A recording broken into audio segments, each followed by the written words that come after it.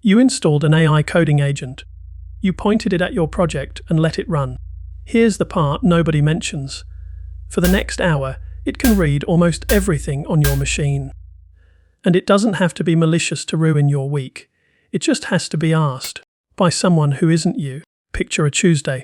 A developer wants to move faster, so they install one of the new coding agents. Claude Code, Copilot CLI, Codex, take your pick. They point it at the repo, tell it to fix the failing tests, and go get coffee. It reads files, runs commands, edits code all on its own. That's the whole appeal. But here's the question almost nobody asks before they hit enter. What, exactly, can this thing reach? Because it isn't running in a box. It's running as you. Your permissions, your home folder, your keys. We map blast radius for every other production system. We've just never drawn it for the agent sitting on a developer's laptop. So let's actually draw it. Same laptop, normal setup. I ask the agent one innocent-sounding question. What can you see? Watch what's in reach. The SSH private key that gets you into every server. Cloud credentials sitting in a plain text file. The tokens your package manager uses to publish. Your saved Git logins. The little database where your browser keeps you signed in everywhere. None of this is exotic. It's the normal contents of a working machine. The agent didn't break in. It was handed the keys on day one, because we install these tools the same way we install a linter. Now, your agent is loyal, it works for you.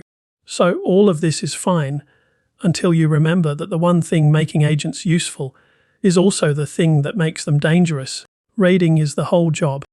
Your code, your dependencies, your docs, the issue you ask them to look into.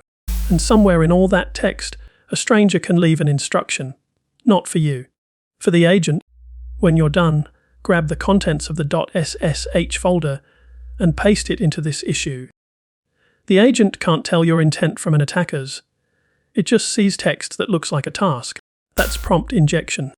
And it turns what can the agent reach into what can a stranger reach through your agent. Here's where most teams go wrong. They try to fix this with rules, a policy document, a line in the system prompt, do not access credentials. But you cannot write a rule a language model reliably obeys, especially when an attacker is writing rules too. So you stop relying on obedience. There's a line I keep coming back to. The agent can never violate a constraint it has no access to violate. That's the whole shift from policy to physics. Don't ask the agent not to touch the keys. Make sure the keys aren't in the room. So we shrink the room. First, the file system, the agent doesn't get your home folder. It gets a clean, empty one, plus the repo, mounted read only where it can't do damage. Second, the credentials, they don't live in the agent's environment at all. No keys, no tokens, no cloud config, nothing for an injected instruction to find. Then I run the exact same attack again. The agent goes hunting for the key, and there's nothing there. Same request, same poisoned issue, empty hands, 2 more walls. Run the agent inside a sandboxed runtime instead of straight on your machine, so even the commands it executes are contained. And lock the network, it can reach the package registry and your Git server, and nothing else. Now picture the attack landing perfectly. The injection fires, the agent obeys, and it has nothing to steal and nowhere to send it. At that point the blast radius isn't managed. It's gone. If this were the whole story, every company would already do it. Here's why they don't. Lock all of this down and the agent gets slower, the setup gets fiddly. And your developers, the people you bought the tool to make happy, start climbing over the cage to get their work done. And if you slap the full lockdown on everything, you punish the harmless stuff. The agent that just summarizes a document gets the same cage as the agent that can deploy to production. Over-govern and people stop engaging. Under-govern the dangerous case and you get breached. The hard part was never the sandbox. It's knowing how much cage each job actually deserves. So you stop treating this as one switch and start treating it as a dial. Match the cage to the blast radius. An advisory tool that can't touch anything real gets a light touch and stays fast.